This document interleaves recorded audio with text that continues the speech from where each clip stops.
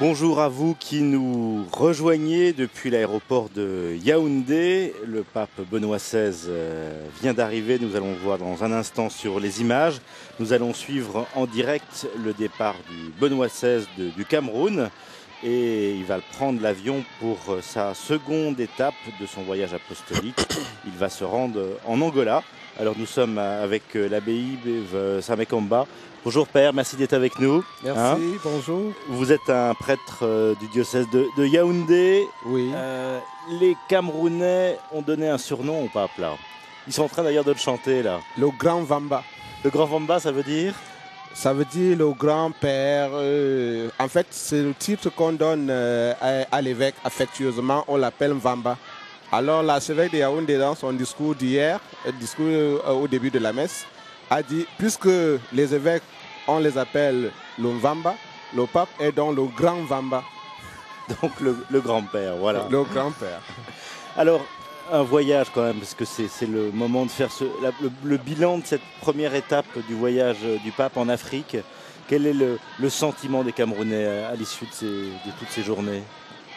Quand j'ai écouté les témoignages, il y avait une phrase qui revenait et qui est familière aux Camerounais, aux catholiques du Cameroun.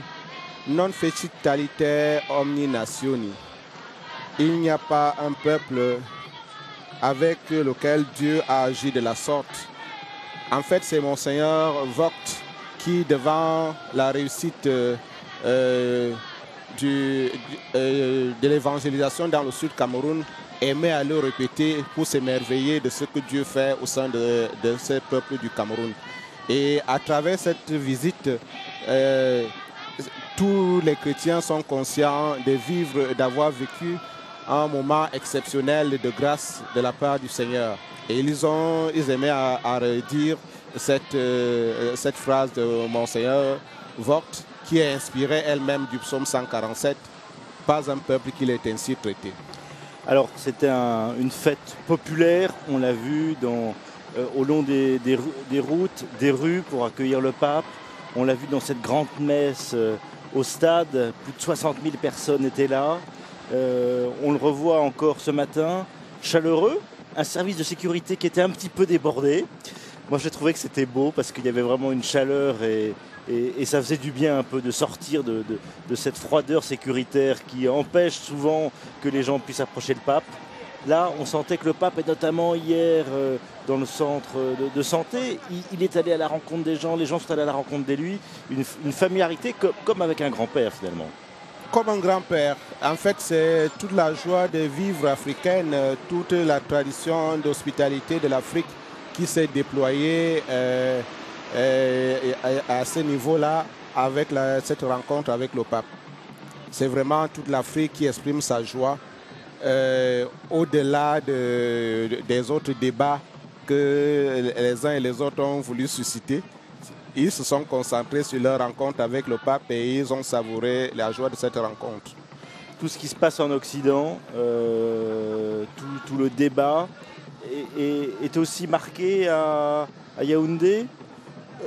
Pour cette visite du pape, j'ai l'impression que les Camerounais ont fait l'option de l'essentiel qui était leur rencontre avec le pape.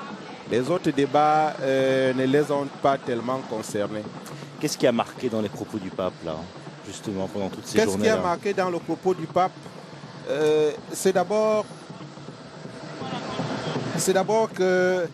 qu'il est venu encourager les efforts des agents locaux d'évangélisation, les efforts quotidiens, ce qu'ils déploient comme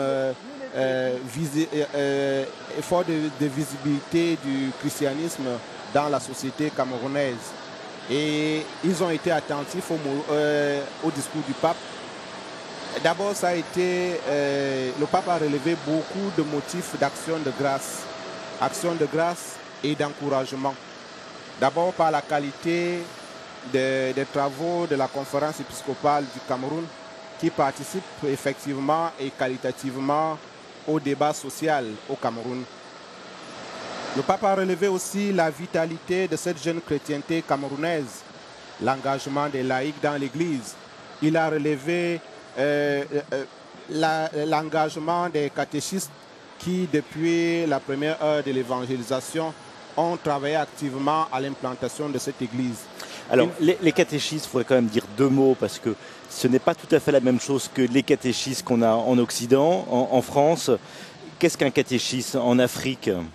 Un catéchiste en Afrique, c'est d'abord un leader de foi au sein d'une C'est-à-dire qu'il communauté. ne s'occupe pas de faire la catéchèse aux enfants. Pas seulement ça, c'est un leader de foi qui organise la pratique de la foi au quotidien dans un village, dans une communauté chrétienne.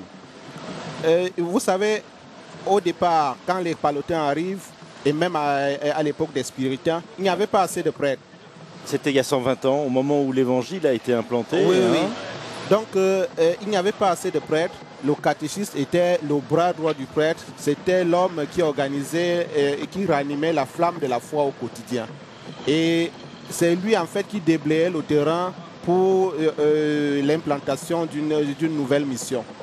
Et nous nous souvenons des grands noms comme Pierre Mebeu, Joseph Aïssi, Pius Soutou, qui ont souvent été envoyés en éclaireur pour fonder une nouvelle mission.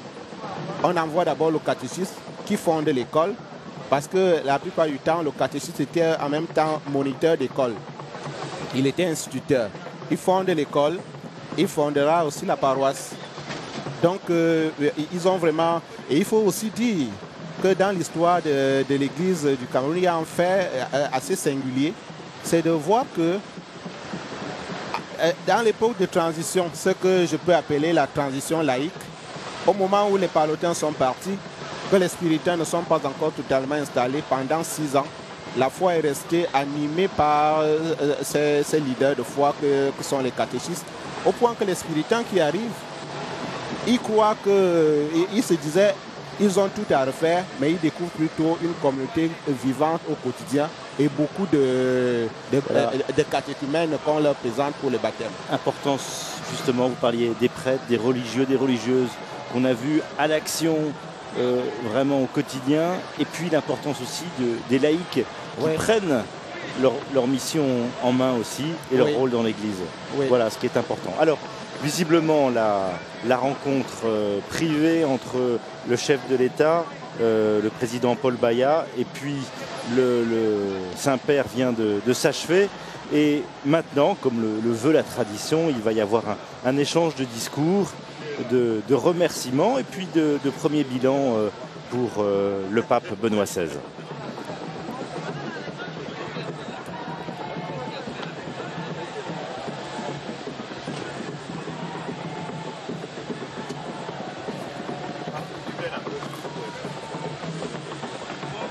Et on entend les tam-tams, cet instrument vraiment typique. C'est le téléphone local là-bas. Prévient, attention, ça va être important. Ce que va dire le pape va être important, c'est ça? Ah oui. Toujours ces chants aussi, ces différentes langues. Et on va peut-être d'abord laisser la parole au président Paul Biya. Votre visite a été pour tous les Camerounais un grand honneur et une grande joie. Vous avez pu, j'en suis sûr, mesurer leur ferveur, leur déférence et, si j'ose dire, leur affection. Car ils savent que vos paroles sont sincères, qu'elles traduisent un sentiment profond d'indignation contre l'injustice, une réelle inquiétude devant la permanence des tensions, mais aussi un espoir de paix et de fraternité entre les hommes. Elle ne pouvait que leur aller droit au cœur. En effet, le monde tel qu'il va ne peut que susciter la crainte de l'avenir. Les conflits ouverts ou larvés perdurent en Afrique et continuent de provoquer misère et désolation. La crise économique mondiale est de nature à remettre en cause le développement des pays africains, y compris ceux qui se remettent à peine de la dure épreuve de l'ajustement structurel. Ainsi, une fois de plus, des innocents pourraient payer le prix de comportements qui leur sont totalement étrangers. D'éventuelles tensions sociales dues à la crise risquent de compromettre la stabilité des institutions et les progrès réalisés ces dernières années dans les domaines des libertés publiques et des droits de l'homme. Enfin, les difficultés de la vie quotidienne pourraient avoir des répercussions défavorables sur les valeurs morales qui structurent nos sociétés. Je comprends que vous partagez ces inquiétudes. C'est pourquoi nous espérons que le deuxième synode des évêques pour l'Afrique les prendra en considération.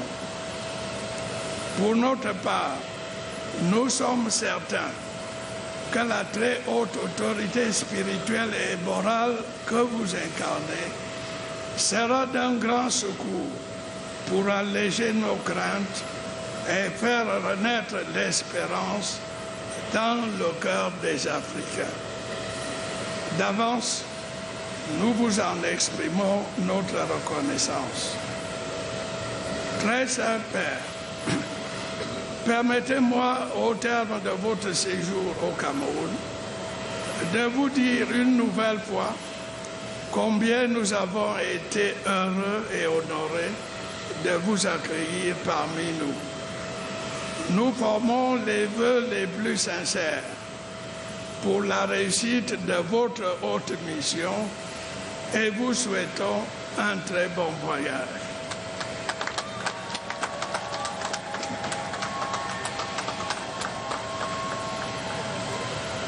Voilà, discours du président Paul Biya, de remerciements et en même temps avec un grand espoir dans les résultats et les travaux du synode d'Afrique pour que puisse alléger les craintes des Africains et faire renaître l'espérance en Afrique. Voilà la réponse du pape. Monsieur le Président, Mesdames, Messieurs que représentez les autorités civiles, Messieurs les cardinaux, chers frères dans l'épiscopat, chers frères et sœurs, alors que je m'apprête à quitter le Cameroun au terme de la première étape de mon voyage apostolique en Afrique, je désire vous remercier tous du généreux accueil que vous m'avez réservé durant ces journées. La chaleur du soleil africain s'est comme reflétée dans la chaleur de l'hospitalité dont vous m'avez gratifié. Je remercie en premier lieu Monsieur le Président et les membres du gouvernement pour leur aimable accueil.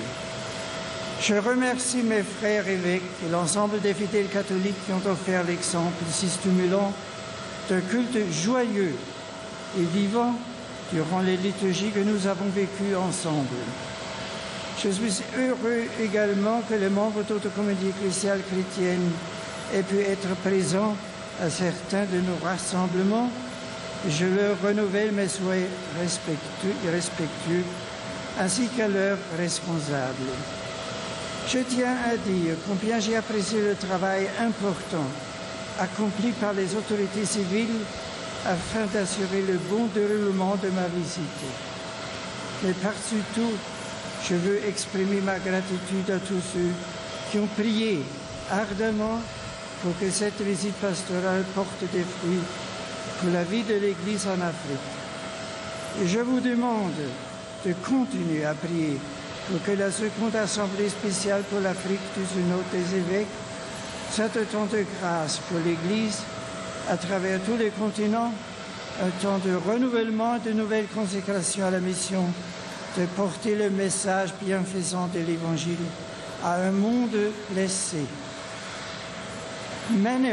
Beaucoup de réalités dont j'étais le témoin ici resteront profondément gravées dans ma mémoire. Au centre cardinal Léger, il était très émouvant de constater l'attention dont font l'objet les malades et les handicapés qui sont parmi les membres les plus vulnérables de notre société.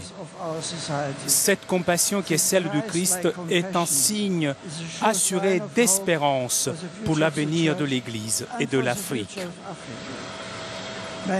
Ma rencontre avec les membres de la communauté musulmane ici au Cameroun a été également un autre moment fort dont je garderai le souvenir. Tandis que nous poursuivons notre route vers une plus grande compréhension mutuelle, je prie pour que grandisse aussi notre respect, notre estime réciproque et pour que se fortifie notre détermination à travailler ensemble pour proclamer la dignité que Dieu a donnée à la personne humaine. Message d'un autre monde toujours plus sécularisé a besoin d'entendre. Mon but principal en venant au Cameroun était bien sûr de visiter la communauté catholique qui s'y trouve. J'ai eu aussi la grande joie de vivre quelques moments fraternels avec les évêques et de célébrer la liturgie de l'Église avec de trop nombreux fidèles.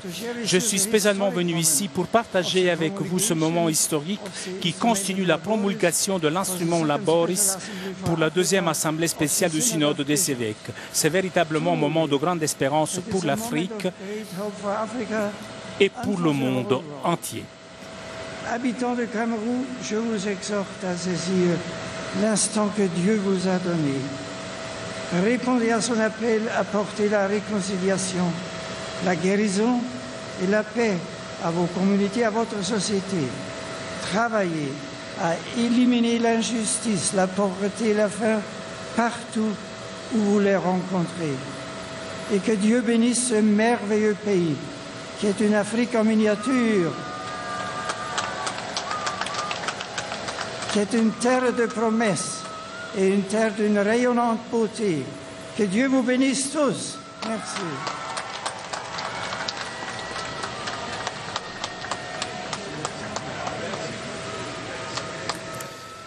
Voilà, que Dieu bénisse ce pays, que Dieu bénisse l'Afrique et appel du pape à travailler, à éliminer l'injustice, la pauvreté et la faim partout où vous la rencontrerez. Et là, on voit aussi cette présence, on l'a vu, cette présence de l'Église auprès des plus pauvres, des plus souffrants, tel qu'on l'a vu à travers cette rencontre du pape. Justement, il vient de le dire qu'il a été impressionné hier, notamment au centre cardinal Léger, dans cette rencontre avec les personnes malades, handicapées. Oui. Oui, ce qui est sûr, c'est que l'Église,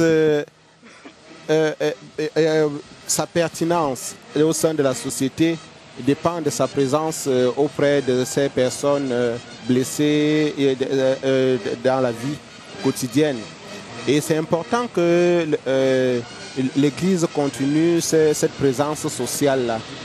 Parce qu'à un moment donné, on a cru qu'en Afrique, l'Église était aussi l'opium du peuple qui n'avait qu'à dire l'Évangile et à prêcher. On va écouter les hymnes.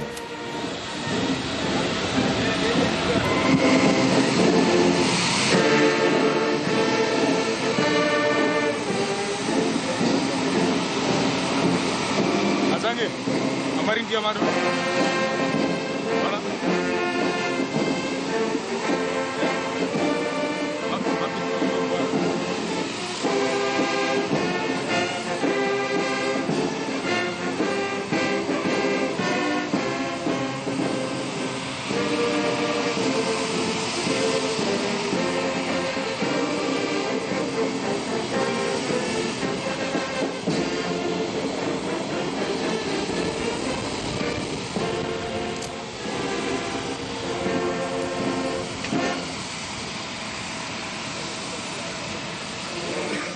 Voici maintenant l'hymne du Cameroun après la marche pontificale.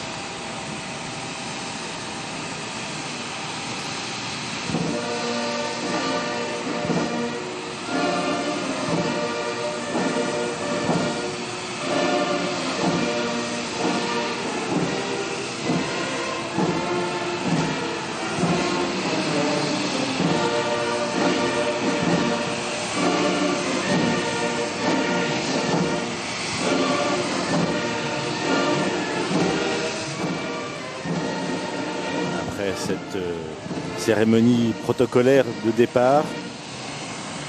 Je voudrais juste Père, que vous nous parliez un petit peu de ce qui se passe dans les paroisses camerounaises, de cette vivacité qu'il y a importante. On l'a vu à travers ces églises d'Afrique que nous avons visitées là déjà pendant 4 jours au Cameroun.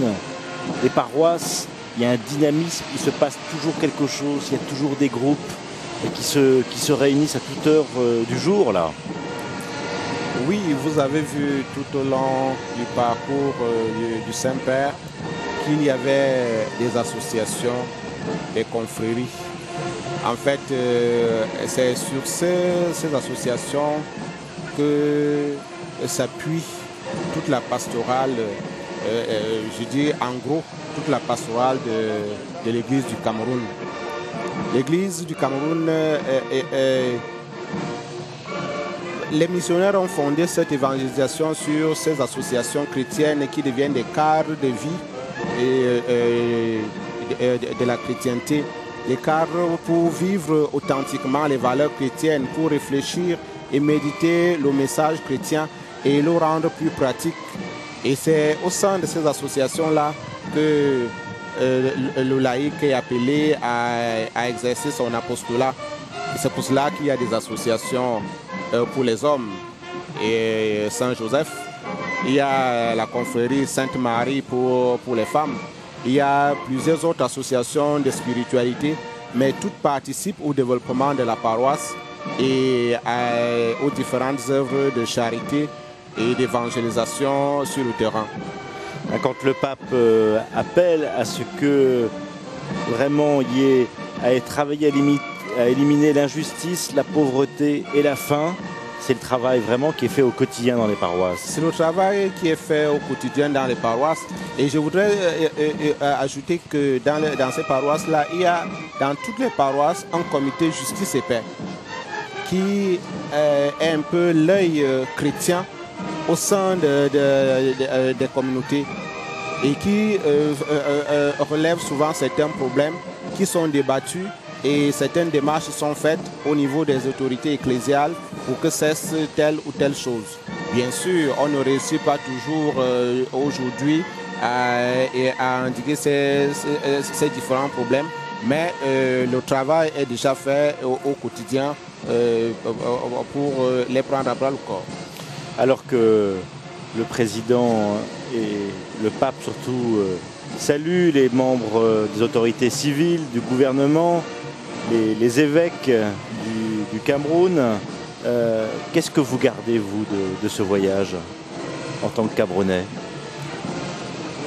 Je garde le souvenir de la communion réellement vécue en pratique avec toute l'Église, à travers le pape, à travers tout ce qui l'ont accompagné dans cette visite.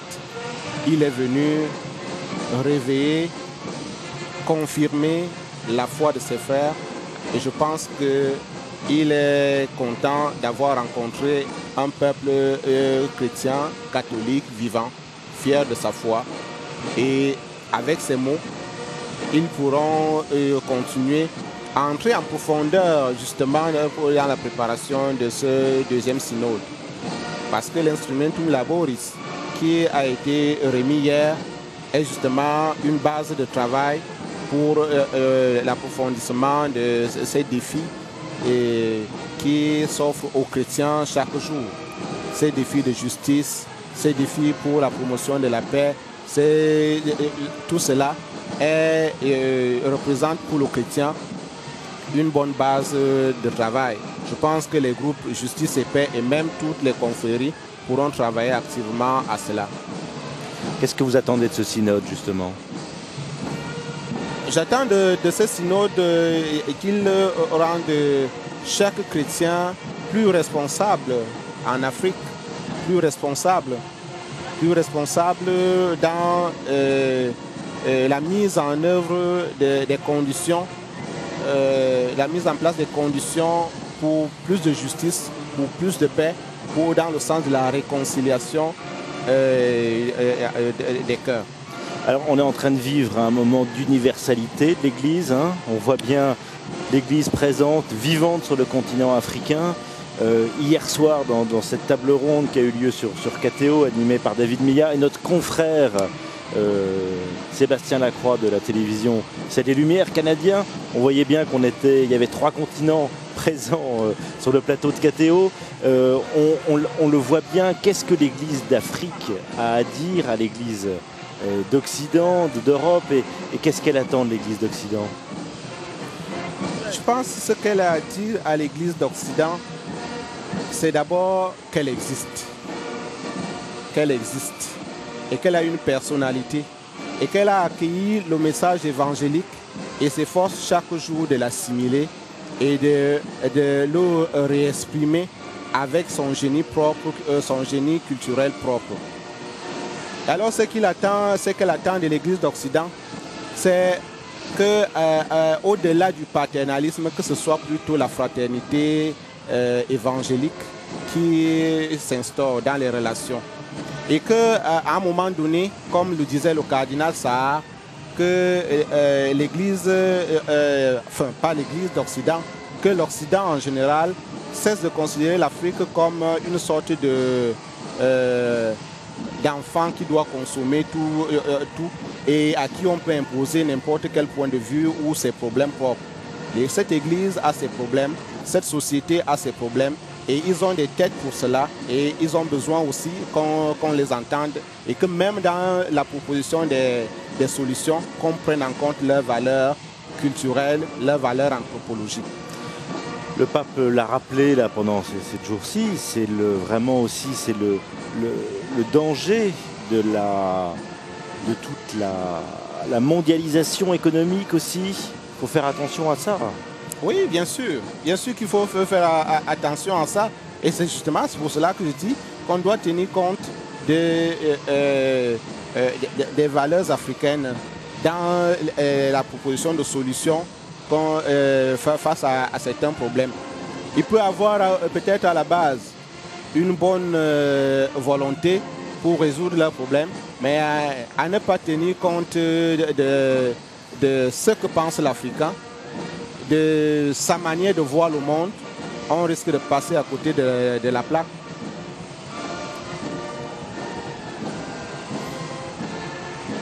Voilà, appel d'un Africain à l'Afrique. C'était vraiment ce qu'a dit aussi pendant tous ces jours-ci le pape Benoît XVI dans cette visite apostolique au Cameroun. Le pape va maintenant s'envoler pour l'Angola. Il va y avoir 1426 km à parcourir en avion. C'est la distance entre Yaoundé et Luanda, la capitale de l'Angola. Et le pape est accueilli par le capitaine de l'avion à la sortie de cette passerelle.